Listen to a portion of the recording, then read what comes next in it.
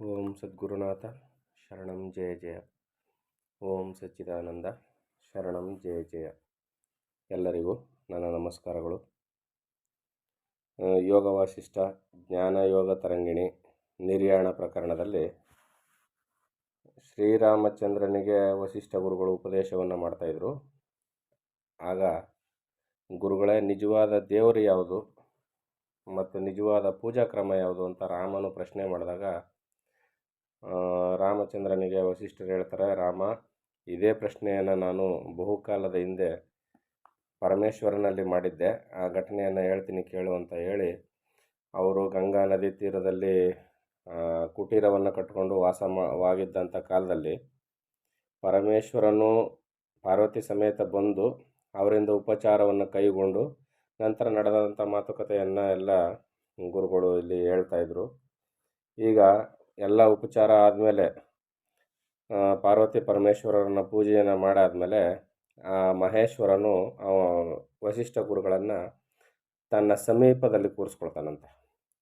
ತನ್ನ ಸಮೀಪಕ್ಕೆ ಕರೆದು ಕೂರಿಸ್ಕೊಂಡು, ನೋಡಿ ಎಷ್ಟು ಬಹು ಪುಣ್ಯಶಾಲಿಗಳಾಗಿರಬೇಕು, ಉತ್ತಮರು ಮತ್ತು ದೊಡ್ಡವರು ಅನ್ಸ್ಕೊಂಡವ್ರ ಪಕ್ಕದಲ್ಲಿ ಅವರು ನಮ್ಮನ್ನು ಕರೆದು ಕೂರಿಸ್ಕೊಳ್ತಾರೆ ಅಂದರೆ ಅದು ನಮ್ಮ ಸೌಭಾಗ್ಯ, ನಮ್ಮ ಜೀವನದ ಮರೆಯಲಾಗದ ಕ್ಷಣ ಅದು. ಅಂಥದ್ರಲ್ಲಿ ತ್ರಿಲೋಕಪಾಲಕನಾದಂಥ ಪರಮೇಶ್ವರನು ಪಕ್ಕದಲ್ಲಿ ಕೂರಿಸ್ಕೊಂಡು ಕೇಳ್ತಾನಂತೆ, ಎಲೈ ಮುನಿಯೇ, ನಿನ್ನ ಚಿತ್ತವೃತ್ತಿಗಳು ಪರಮಪದದಲ್ಲಿ ವಿಶ್ರಾಂತವಾಗಿಯೂ ಶಾಂತಿ ಸಂಪನ್ನವಾಗಿಯೂ ಶ್ರೇಯಸ್ಕರವಾಗಿಯೂ ಸ್ಥಿರವಾಗಿರುವವೇ. ಅವ್ರು ಕೇಳಿದ ಪ್ರಶ್ನೆ, ನೀನು ಸುಖವಾಗಿದೆಯಾ, ಊಟ ಮಾಡ್ದ, ಹಣ ಆಸ್ತಿ ಸಂಪಾದನೆ ಮಾಡ್ದ, ಇವೆಲ್ಲ ಕೇಳಲಿಲ್ಲ. ಪರಮೇಶ್ವರ ಕೇಳ್ತಾ ಇರೋದೇನು, ಎಲೆ ಮಹಾಮುನಿಯೇ, ನಿನ್ನ ಚಿತ್ತವೃತ್ತಿಗಳು ಅಂದರೆ ನಿನ್ನ ಮನಸ್ಸಿನ ವ್ಯಾಪಾರ ಏನಾಯ್ತಿದು, ಪರಮಪದದಲ್ಲಿ ವಿಶ್ರಾಂತವಾಗಿಯೂ ಆ ಪರಬ್ರಹ್ಮದಲ್ಲಿ ವಿಶ್ರಾಂತವಾಗಿ ನೆಲೆಗೊಂಡವೆ ಅಂತ ಕೇಳ್ತಾ ಇದ್ದಾನೆ. ನೋಡಿ, ನಿನ್ನ ಚಿತ್ತವೃತ್ತಿಗಳು, ನಮ್ಮ ಮನಸ್ಸಿನ ವೃತ್ತಿಗಳೆಲ್ಲ ಏನಾಗಿದ್ದಾವೆ, ಲೌಕಿಕ ಸುಖ ಜೀವನವನ್ನು ಹಾರಿಸಿ ವಿಷಯ ವಸ್ತುಗಳ ಮೇಲೆ ಹರಿದಾಡ್ತಾ ಇದೆ. ಆದರೆ ಇಲ್ಲಿ ಪರಮೇಶ್ವರ ಏನು ಕೇಳ್ತಾ ಇದ್ದಾನೆ ವಸಿಷ್ಠರಿಗೆ, ನಿನ್ನ ಚಿತ್ತವೃತ್ತಿಗಳು ಪರಮಪದದಲ್ಲಿ ವಿಶ್ರಾಂತಿಯನ್ನು ಪಡೆದುಕೊಂಡುವೆ ಮತ್ತು ಶಾಂತಿ ಸಂಪನ್ನವಾಗಿಯೂ ಶ್ರೇಯಸ್ಕರವಾಗಿಯೂ ಸ್ಥಿರವಾಗಿರುವವೇ. ಅವು ಸ್ಥಿರವಾಗಿದ್ದವ, ಶಾಂತಿಯಾಗಿದ್ದವ, ಶ್ರೇಯಸ್ಕರವಾಗಿದ್ದವ ಅಂತ ಯಾವುವು ವಸಿಷ್ಠರ ಚಿತ್ತವೃತ್ತಿಗಳು ಎಲ್ಲಿ ನೆಲೆಸಿದ ಮೇಲೆ, ಪರಮಪದದಲ್ಲಿ ಹೋಗಿ ನೆಲೆಸಿದ ಮೇಲೆ ಇಷ್ಟು ಬರಬೇಕು. ಏನಾಗಿರಬೇಕು, ಅವು ಶಾಂತಿ ಸಂಪನ್ನವಾಗಿರಬೇಕು, ಶ್ರೇಯಸ್ಕರವಾಗಿರಬೇಕು, ಸ್ಥಿರವಾಗಿರಬೇಕು.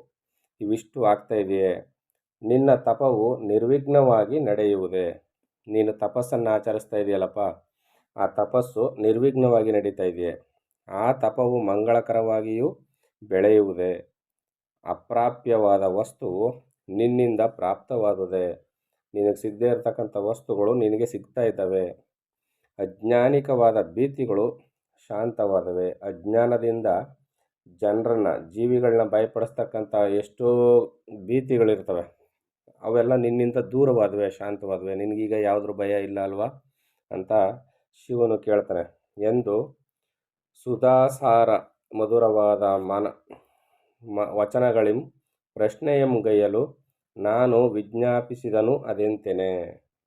ಸುಧಾಸಾರ ಅಂದರೆ ಅಮೃತಕ್ಕೆ ಸಮಾನವಾದಂಥ ಆ ಮಾತುಗಳಿಂದ ಸುಧಾಸಾರವೇ, ಅಮೃತದ ಸಾರವೇ ಆಗಿರ್ತಕ್ಕಂಥ ಮಧುರವಾದ ವಚನಗಳಿಂದ ಪ್ರಶ್ನೆಯನ್ನು ಮಾಡ್ತಾನೆ ಶಿವನು. ಆಗ ನಾನು ವಿಜ್ಞಾಪಿಸಿದ್ದೇನೆ ಅದೆಂತೆನೆ, ನಾನು ವಿಜ್ಞಾಪನೆಯನ್ನು ಮಾಡಿಕೊಂಡೆ. ಅದೇನೆಂದರೆ, ಎಲೈ ಮಹಾದೇವನೇ, ನಿನ್ನ ಕರುಣ ಕಟಾಕ್ಷದಿಂದ ಉಂಟಾದ ವಚನಾನಂದ ಸ್ಫೂರ್ತಿ ನನಗೆ ಭೀತಿಗಳೆಲ್ಲವೂ ಶಾಂತವಾದವು. ನಿನ್ನ ಕರುಣೆಯಿಂದ ಬಂದಂಥ ವಚನಗಳಿಂದ ನಾನು ಶಾಂತಿಯನ್ನು ಹೊಂದಿದ್ದೀನಿ. ಪಡೆಯತಕ್ಕದ್ದೆಲ್ಲವೂ ಪಡೆಯಲ್ಪಟ್ಟಿರುವುದು. ಏನೇನು ಪಡಿಬೋದಾಗಿತ್ತೋ ಒಬ್ಬ ಜೀವಿ ಪರಮಪದದಲ್ಲಿ ನಿಂತ್ಕೊಂಡು ಶಾಂತಿಯನ್ನು ಪಡೀಲಿಕ್ಕೆ ಏನೇನು ಪಡಿಬೋದಾಗಿತ್ತೋ ಅವೆಲ್ಲವೂ ನನ್ನಿಂದ ಪಡೆಯಲ್ಪಟ್ಟಿರುವುದು. ನನಗೆಲ್ಲವೂ ಸಿಕ್ಕಿದೆ. ನಮಿಸದಿರುವ ಜನಗಳೇ ಕಾಣುವುದಿಲ್ಲ. ನನಗೆ ನಮಸ್ಕಾರವನ್ನು ಮಾಡದೇ ಇರೋ ಜನಗಳೇ ಕಾಣಿಸೋದಿಲ್ಲ. ಯಾಕಂದರೆ ಪ್ರತಿಯೊಬ್ಬರೂ ನನಗೆ ನಮಸ್ಕಾರ ಮಾಡ್ತಾರೆ ನನ್ನ ಕಂಡ್ರೆ. ಆ ರೀತಿಯಲ್ಲಿ ನೀನು ನನ್ನನ್ನು ಮಾಡಿಟ್ಟಿದ್ದೀಯಾ. ಅದರಿಂದ ನಿನ್ನ ಸ್ಮರಣೆಯಲ್ಲೇ ಏಕಾಗ್ರಚಿತ್ತನಾದ ಜನಗಳೆಲ್ಲಿರುವರೋ ಅವುಗಳೇ ದೇವತೆಗಳು, ಅವುಗಳೇ ಕ್ಷೇತ್ರಗಳು, ಅವುಗಳೇ ತೀರ್ಥಗಳೆಂದು ತಿಳಿಯತಕ್ಕದ್ದು. ನೋಡಿ ಏನು ಹೇಳಿದ್ರು, ಅವುಗಳೇ ದಶೆಗಳು ಕೂಡ, ಅವುಗಳೇ ಕ್ಷೇತ್ರಗಳು, ಅವುಗಳೇ ತೀರ್ಥಗಳೆಂದು ತಿಳಿಯತಕ್ಕದ್ದು. ನಿನ್ನ ಸ್ಮರಣೆಯಲ್ಲೇ ಚಿತ್ತ ಏಕಾಗ್ರ ಚಿತ್ತರಾದಂಥ ಜನಗಳು ಎಲ್ಲೆಲ್ಲಿದ್ದಾರೋ ಅದೇ ನನಗೆ ದಿಕ್ಕು, ದಶೆ, ಕ್ಷೇತ್ರ ಎಲ್ಲವೂ ಕೂಡ ಅದೇ. ಪರಮಾತ್ಮನ ಸ್ಮರಣೆಯನ್ನು ಮಾಡ್ತಕ್ಕಂಥ ಜಾಗ ಎಲ್ಲಿದೆಯೋ ಅದೆಲ್ಲ ಪವಿತ್ರವಾದ ಕ್ಷೇತ್ರಗಳೇ ಆಗಿರ್ತವೆ. ನಿನ್ನ ಸ್ಮರಣೆಯು ಪೂರ್ವ ಪುಣ್ಯಕ್ಕೆ ಫಲವೆಂತಲೂ, ಈಗಿನ ಪುಣ್ಯಕ್ಕೆ ಸಂಜೀವಿನಿವೆಂತಲೂ, ಮುಂದೆ ಬರುವ ಪುಣ್ಯಕ್ಕೆ ಸಾಧನವೆಂತಲೂ, ಮುಕ್ತಿನಗರಕ್ಕೆ ದ್ವಾರವೆಂತಲೂ ಪ್ರಸಿದ್ಧವಾಗಿರುವುದು. ನಿನ್ನ ಸ್ಮರಣೆ ಇಷ್ಟೆಲ್ಲದಕ್ಕೂ ಕಾರಣವಾಗುತ್ತೆ. ನಿನ್ನ ಸ್ಮರಣೆ ಎಂಬ ಚಿಂತಾಮಣಿ ಇರುವುದರಿಂದ ಆಪತ್ತುಗಳೆಲ್ಲವೂ ತಿರುಗಿ ಏಳದಂತೆ ನನ್ನಿಂದ ತುಳಿಯಲ್ಪಟ್ಟವು. ನಿನ್ನ ಸ್ಮರಣೆಯನ್ನು ಮಾಡ್ತಾ ಮಾಡ್ತಾ ಮಾಡ್ತಾ ನನಗೇನಾಯಿತು ಅಂದರೆ ಆಪತ್ತುಗಳೆಲ್ಲ ನನ್ನ ಕಾಲ ಕೆಳಗೆ ಸಿಕ್ಕಾಕೊಂಡು ತುಳಿಯಲ್ಪಟ್ಟವು. ಅವಿನ ಮೇಲಕ್ಕೆ ಎದ್ದೇಳೋದೇ ಇಲ್ಲ, ಶಾಶ್ವತವಾಗಿ ತುಳಿಯಲ್ಪಟ್ಟವು.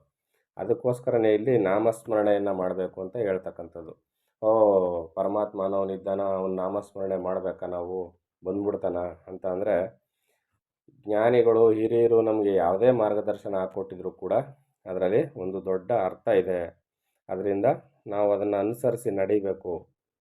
ನಿನ್ನ ಪ್ರಸಾದದಿಂ ನನಗೆ ದಿಗ್ದೇಶಗಳೆಲ್ಲವೂ ಪರಮಾನಂದ ಸಾಂದ್ರವಾಗಿರುವವು. ಈ ಜಗತ್ತಿನಲ್ಲಿ ಯಾವ ದಿಕ್ಕಿಗೆ ತಿರುಗಿಕೊಂಡ್ರೂ ನನಗೇನಾಗಿದೆ, ಎಲ್ಲ ದಿಗ್ದೇಶಗಳು ಪರಮಾನಂದವನ್ನೇ ಉಂಟು ಮಾಡ್ತಕ್ಕಂಥವಾಗಿದೆ.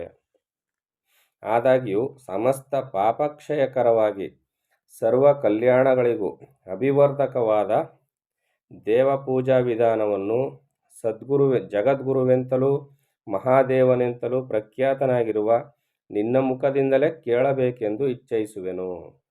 ಆದರೂ ಗುರುಗಳೇ, ಪರಮಾತ್ಮನೇ, ಸರ್ವ ಕಲ್ಯಾಣಗಳಿಗೂ ಅಭಿವರ್ಧಕವಾದ, ಒಂದು ಕಲ್ಯಾಣ ಅಲ್ಲ, ಸರ್ವ ಕಲ್ಯಾಣಗಳಿಗೂ ಅಭಿವರ್ಧಕವಾದಂಥ ಪರಮಾತ್ಮನ ನಿಜವಾದ ಪರಮಾತ್ಮನ ಪೂಜೆಯನ್ನು, ವಿಧಾನವನ್ನು, ದೇವಪೂಜಾ ವಿಧಾನವನ್ನು ಜಗದ್ಗುರು ಅನಿಸ್ಕೊಂಡಿರ್ತಕ್ಕಂಥವನು, ಮಹಾದೇವನೆಂತೂ ಅನಿಸ್ಕೊಂಡಿರ್ತಕ್ಕಂಥ ಪ್ರಖ್ಯಾತನಾಗಿರ್ತಕ್ಕಂಥ ನಿನ್ನ ಮುಖದಿಂದಲೇ ಕೇಳಬೇಕು ಅಂತ ನನಗೆ ಒಂದು ಇಚ್ಛೆಯಾಗಿದೆ ದೇವ. ಈ ನನ್ನ ಮನೋರಥ ವೃಕ್ಷವು ಫಲಿಸುವಂತೆ ಅನುಗ್ರಹಿಸಬೇಕೆಂದು ನಾನು ಪ್ರಾರ್ಥಿಸಲು ಭಕ್ತವತ್ಸಲನಾದ ಆ ಮಹೇಶ್ವರನು ಕೃಪಾಮಯವಾದ ದೃಷ್ಟಿಯಿಂದ ನನ್ನನ್ನು ಅನುಗ್ರಹಿಸುತ್ತಾ ನುಡಿದನದೆಂತೆಂದರೆ, ಆಗ ಗುರುಗಳು ಇಷ್ಟೆಲ್ಲವನ್ನು ಕೇಳ್ಕೊಂಡಾಗ ಕೃಪಾದೃಷ್ಟಿಯಿಂದ ಪರಮಾತ್ಮನಾದ ಶಿವನು ಈ ರೀತಿಯಲ್ಲಿ ಮಾತನಾಡ್ತಾನೆ. ಏನು ಹೇಳ್ತಾನೆ? ಎಲೇ ಮಹಾಮುನಿಯೇ, ದೇವನೆನಿಸುವ ಪದಾರ್ಥವು ನಿನಗೆ ಗೊತ್ತಾಗಿರುವುದೇ. ದಿವು ಎಂಬ ಧಾತುವು ಕ್ರೀಡಾ, ಭಯಾಪೇಕ್ಷೆ, ವ್ಯವಹಾರ, ಪ್ರಕಾಶ, ಸ್ತುತಿ, ಮದ, ಸಂತೋಷ, ಸ್ವಪ್ನ, ಇಚ್ಛಾ, ಗತಿಗಳೆಂಬ 10 ಅರ್ಥಗಳಲ್ಲಿ ಪ್ರವರ್ತಿಸುವುದು. ಇವುಗಳು ಕ್ರೀಡೆಯು ಜಯಿಸುವುದು,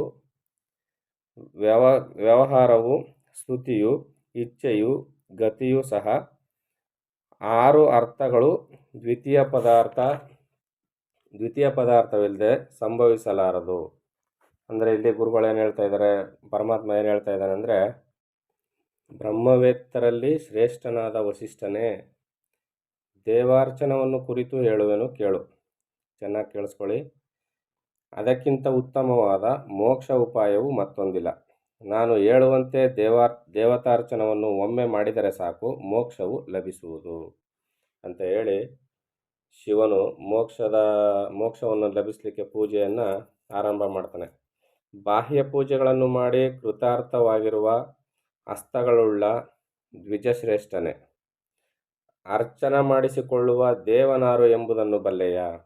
ಪುಂಡರೀಕಾಕ್ಷನಾದ ಮಹಾವಿಷ್ಣುವು ದೇವನಲ್ಲ, ತ್ರಿಲೋಚನನಾದ ಪರಮೇಶ್ವರನೂ ದೇವನಲ್ಲ.